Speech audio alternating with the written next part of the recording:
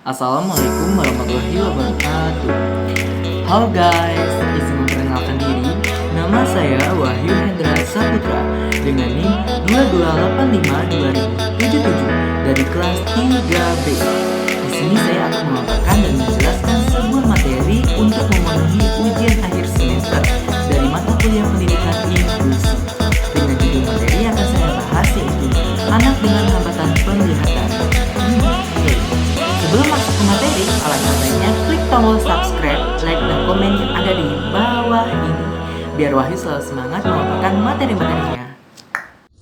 Anak dengan hambatan penglihatan. Apa sih itu anak dengan hambatan penglihatan? Nah, di sini saya akan menjelaskannya, yaitu adalah anak yang mengalami buta atau kebutaan atau boleh dibilang tidak dapat melihat sama sekali atau disebut juga dengan tunanetra.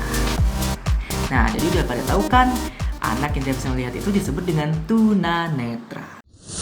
Apa aja sih penyebab tunanetra? Faktor penyebabnya adalah sangat bervariasi, tergantung lokasi geografis, status ekonomis, dan usia secara umum. Sebetulnya bisa dicegah loh guys, dan juga diatasi. Dengan apa? Nah, mari kita lihat mereka masuknya ke jenis yang mana. Yang pertama itu ada prenatal, yang kedua ada natal, dan yang ketiga ada postnatal. Nah, nanti kita lihat nih ke jenis mana mereka masuknya. Selain itu, tunanetra juga terbagi menjadi dua, yaitu tunanetra total dan low vision. Apa sih itu tunanetra total? Yaitu adalah seseorang yang dikatakan tunanetra total jika mengalami hambatan visual yang sangat berat atau tidak dapat melihat sama sekali. Tadi nggak bisa kecepatan. Begitu ternyata ya.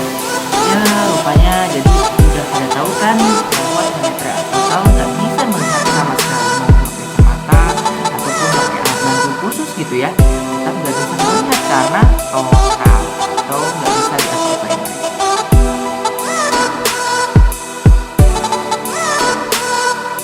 Tadi kan udah dibahas nih tentang tunanetra total. Lalu apa sih itu tunanetra low vision? Nah, low vision adalah merupakan bagian dari kebutaan. Tetapi istilah low vision diberikan kepada seseorang yang memiliki daya lemah penglihatan atau masih bisa dibantu loh guys. Dengan cara apa? Ya pastinya pakai alat bantu khusus seperti kacamata ataupun alat penglihatan khusus gitu biar mereka bisa melihat walaupun tidak sejernih yang kita inginkan, tapi setidaknya mereka sudah bisa melihat. Di sini ada penyebab kebutaan. Penyebab kebutaan secara umum meliputi faktor keturunan atau internal. Nah, ini yang umum dari internal ya. Kalau eksternal atau dari luar seperti penyakit dan kecelakaan gitu. Nah, jikalau penyebabnya kebutaannya dari eksternal ya. Namun yang sering terjadi itu kan faktor kebutaannya dari internal atau dari masa kandungan gitu atau keturunan gitu ya daripada yang eksternal. Karena eksternal itu biasanya kecelakaan dan mungkin kecil kemungkinan untuk mengalami kebutaan karena jarang juga gitu. Yang paling sering terdengar itu seperti keturunan gitu ya yang internal. Sih asalnya faktor internal itu? Faktor internal merupakan penyebab kebutaan yang timbul dari dalam diri individu atau sering juga disebut faktor keturunan. Faktor eksternal. Faktor eksternal adalah faktor penyebab kebutaan yang berasal dari luar individu seperti yang sudah dipaparan tadi ya, kayak kecelakaan gitu atau gaya semacam yang mengakibatkan cedera yang sangat serius. Karakteristik anak tunanetra pada aspek fisik atau sensorik dan motorik atau perilaku. Aspek fisik dan sensorik. Secara fisik mudah untuk menentukan bahwa orang tersebut memiliki gangguan penglihatan. Hal ini terlihat dari kondisi mata dan postur tubuhnya yang kurang mantap dan agak kaku. Nah, jadi bisa dilihat gitu ya guys. Kalau seandainya kita orang normal, kalau melihat bayangan atau cahaya, pasti kita akan lirik kiri, kanan, depan, bawah gitu ya. Nah, kalau orang buta itu seperti tunanetra itu ya mereka pandangannya cukup satu, ke depan aja, lurus. Jadi kaku banget, jadi nggak bisa gaya kita gitu ya. Kiri kanan, atas bawah gitu. Mereka ya pandangan lurus aja, jadi kaku banget. Jadi gitu. Aspek motorik atau perilaku ditinjau dari aspek motorik atau perilaku anak tunanetra menunjukkan ciri-ciri sebagai berikut. Yang pertama itu gerakan agak kaku atau kurang lentur gitu ya, nggak gaya kita gitu ya. Mereka tuh geraknya tuh agak kaku kayak robot bisa dibilang gitu ya. Jadi ya namanya juga tunanetra, jadi ya kaku. Dan yang selanjutnya perilakunya itu stereotip gitu. Nah, di sini tuh ada kabar gembira nih guys buat anak tunanetra. Nah, apa sih kabar gembiranya itu? Kabar gembiranya itu adalah anak yang tunanetra itu juga wajib menyandang pendidikan seperti selayaknya anak-anak pada umumnya guys. Nah, tapi mereka akan bersekolah di sekolah khusus atau yang sudah terdapat berbagai fasilitas lengkap yang untuk mereka belajar nanti gitu. Jadi bahagia banget kan ya kabar gembiranya.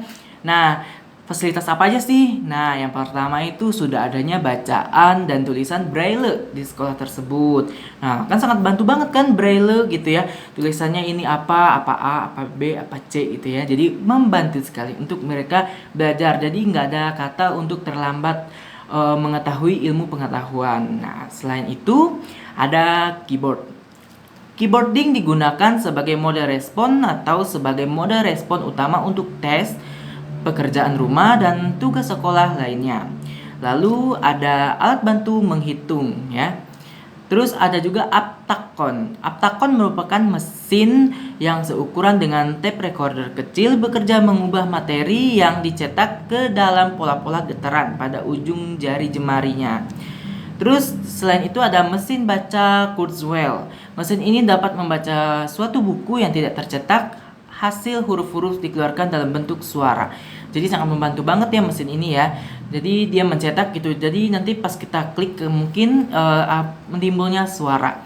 Terus ada buku bersuara. Nah, ini yang paling sangat membantu banget ya. Buku bersuara. Jadi ketika kita klik misalnya ini buah gitu, buah apa, nanti mereka akan bersuara. Jadi mereka yang tunanetra akan tahu, oh ini buah ini buah ini, atau ini warna merah atau ini warna putih. Terus selanjutnya ada teknologi komputer, yaitu adalah perangkat lunak yang akan membantu para tunanetra untuk belajar.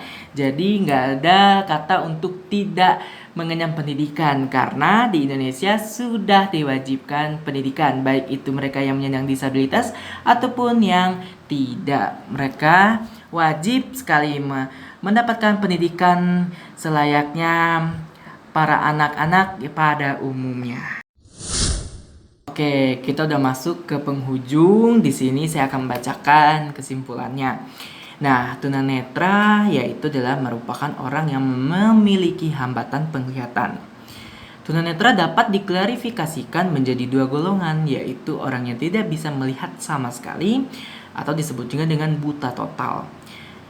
Nah, dan orang yang masih bisa melihat yang fungsinya gitu ya masih ada sedikit secercah cahaya gitu ya, atau harapan lah gitu ya, itu disebut dengan low vision. Dan faktor penyebab terjadinya tunanetra terbagi menjadi 3, yaitu pranatal saat kehamilan ya, natal saat dilahirkan, dan postnatal setelah dilahirkan. Dapat ketunanetraan tidak hanya terdapat perkembangan keterampilan akademis, khususnya dalam bidang membaca dan menulis dengan asesmen dan pembelajaran yang sesuai. Anak tunanetra tanpa kacamata dan menulisnya seperti teman-teman lainnya yang dapat melihat. Sekian dari saya. Wabillahi taufiq wal hidayah. Wassalamualaikum warahmatullahi wabarakatuh. Semoga apa yang saya paparkan hari ini bermanfaat, dan ilmu yang saya berikan hari ini semoga bisa menjadi referensi teman-teman semua, dan juga semoga apa yang saya paparkan menjadi amalan yang baik pula untuk yang melihat dan yang mendengarkan. Amin. Saya Wahendra Saputra, saya ucapkan kepada teman-teman semua, semoga apa yang saya paparkan tadi semoga menjadi ilmu yang bermanfaat, dan juga sangat menjadikan referensi buat teman-teman lainnya gitu, biar menambah-nambah ilmu pengetahuan juga. Nah, kalau kurang lebihnya saya mohon maaf gitu ya. Saya Wahendra Saputra mengucapkan terima kasih atas teman-teman dan juga kawan-kawan, rekan-rekan, dan guys agan-agan yang udah mau menonton sampai habis. Terima kasih.